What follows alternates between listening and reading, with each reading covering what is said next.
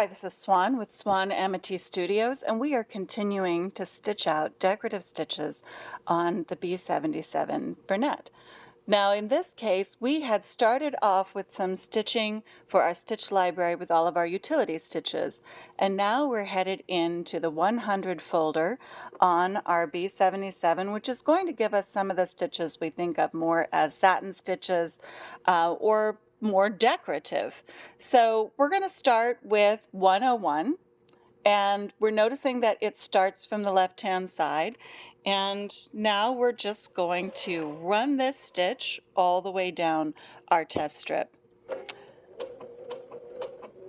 There's our little locking in stitch, and here we go.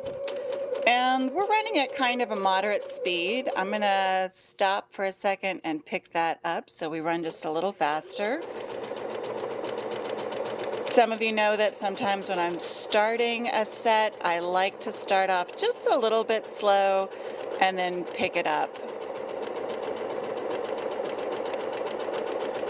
And we're just using our drawn line as a little guideline, watching how the stitch develops. This is a nice, tight satin stitch that's giving us kind of those things we think of as little mountain peaks. And I think they look great. They're stitching out really nicely. And I think we could pause and we could pick that up even more.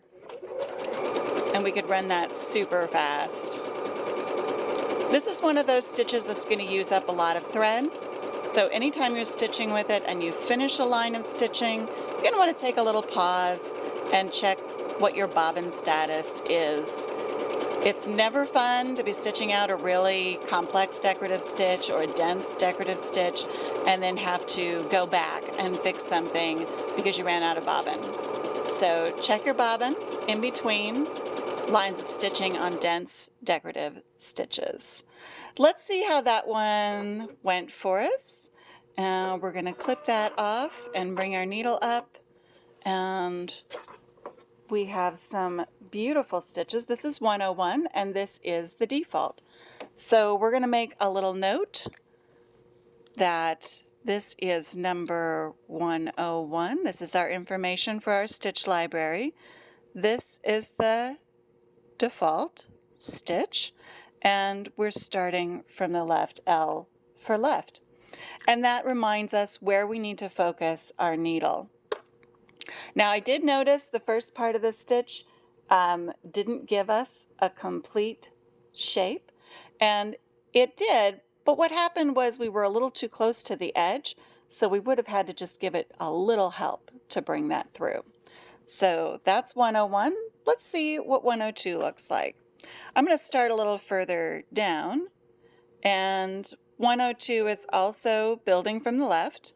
Let's needle down into that, and let's see what that turns out like. That's our locking in stitch, and now we're going to go ahead and pull it forward.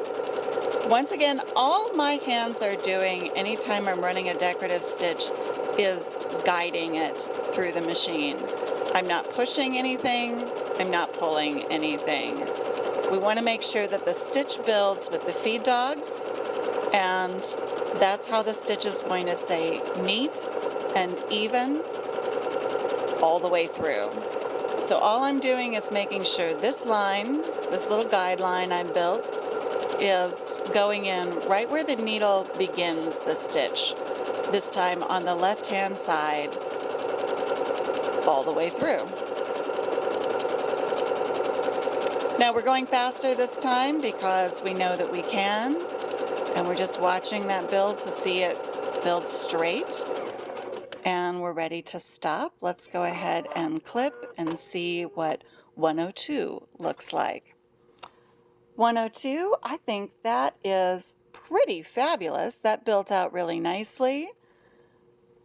We've got just a little bit of pull going on the back side, but if you didn't want to rebalance any of your tension, you wouldn't have to, as long as this is something where that's going to land on the back side. Otherwise, you're going to give that a little test. But pant leg, any kind of little build on a pocket, cosplay skirt, edge of a bodice, That is really nice additive.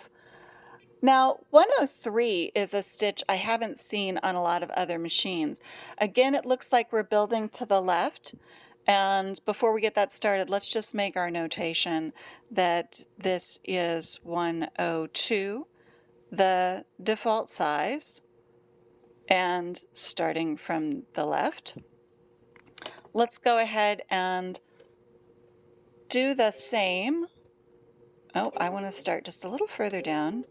Let's go ahead and do the same here for 103. Oops. Let's needle down, Swan. We got to use the right button, right? Okay, here we go. We've locked in and we're running this one. Now this time the stitch is going to develop kind of without coming all the way back to the starting point every time. So when your needle is doing that, you can't necessarily watch the needle on your line every time. So instead of watching the needle on the line, you're going to watch where the line lines up with your presser foot and make sure that it's always following the same little spot on your presser foot. Now I find most of the time you should not watch your needle. Watching where your little marking line goes through your presser foot is easier for the eye to follow. Less eye fatigue, easier to focus on.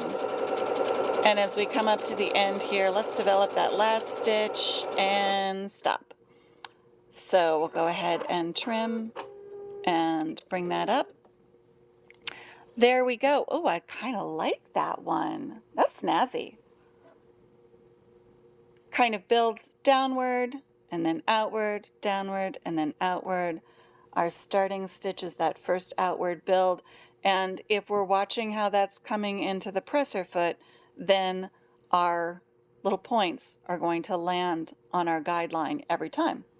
That looks really nice. I definitely want to use that one in the future. Let's go ahead and mark that one 103 default and starting from the left-hand side. That one is going to land in some projects, folks. Okay, we are going to be stitching 104 through 106 in our next video. Thank you for joining me, and happy stitching on your Bernette.